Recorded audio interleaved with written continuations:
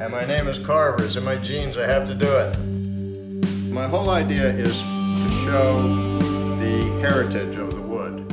So this is an old beam, and you can see that it was an old beam. Part of it was rounded and part of it was flat. And then it's all one piece. The carving's all one piece. Okay, this is American chestnut. And this is my initial style of the bird standing on the base. Now I started putting glass eyes in them, but everything else is natural except for the sprayed on polyurethane to protect it. This is a red-breasted merganser, male red-breasted merganser. This is also American chestnut, an old beam. You can see nail hole. Why do you select American chestnut for? Because the wood is beautiful.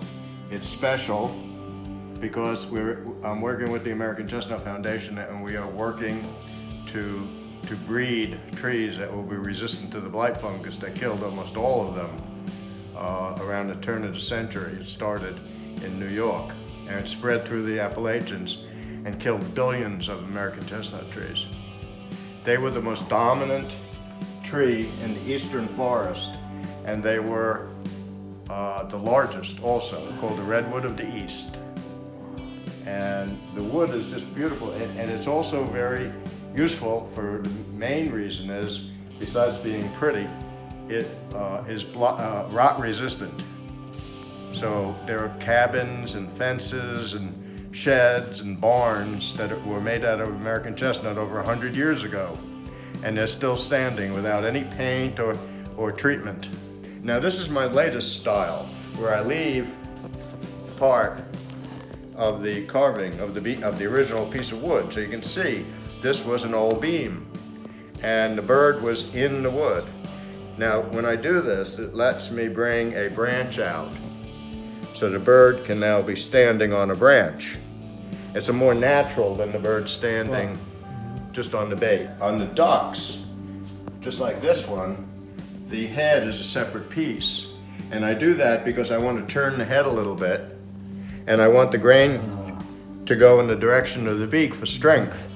And there's a steel post in here. If you leave a log on the ground, see like the logs are lying on the ground out in the woods, eventually, after many years, they crumble and turn into humus. When the fungi enter the wood, they move minerals around and they make patterns in the wood. The wood is still hard, but those patterns are very, very pretty. I do these wall hangings with nut hatches. I was going to ask you about that, yeah. See, there's a hanger on the back. And in fact, I have a branding iron. This is an old fence post, part of it. And I put nut hatches on it. Wow.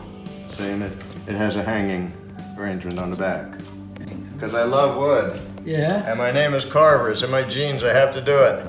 See, all of my career as a physicist, everything had to be exact. Everything had to be calculated. When I sit down and do this carving, it's all freeform. I'm just sitting there doing, it's creative in another way. And people think, well, wait a minute, you went from being a scientist to being a wood carver, an artist. Gee, left brain, right brain transition. And my answer is no. Both science and art are creative. This is American chestnut from an old post, from a shed. And again, it's a vase. These are some of the, when I do an art show, for example, Right. I'll put these in it to display. There's also, this is another example of one of my carvings. I do a fair number of these. I saw an old vase, I shouldn't say old, I saw a ceramic vase that had this shape. Interesting, free-form shape. And I liked it because the different curvatures bring out the grain patterns. This is black walnut, and this is my intermediate pattern. See, I was trying to, instead of them just standing on the base, I brought up a form that went out and became a perch. Wow. But now I would leave more of the log That's my current style, is to leave even more of the log there and bring the perch out. This is all American chestnut, and the blight fungus that kills the trees causes cankers. And the cankers, the tree tries to grow scar tissue, or callus tissue it's called, to heal the cankers, and usually it can't grow it fast enough. But it leaves the wood all kinds of distortions, like you see here, that are very pretty. Right. I usually wear one of these hats. This isn't the second one. And so if I walk away from my booth and somebody asks the neighboring booth, where I am, they'll say, oh, look for the guy with the cowboy hat, or with the Australian, this is an Australian hat.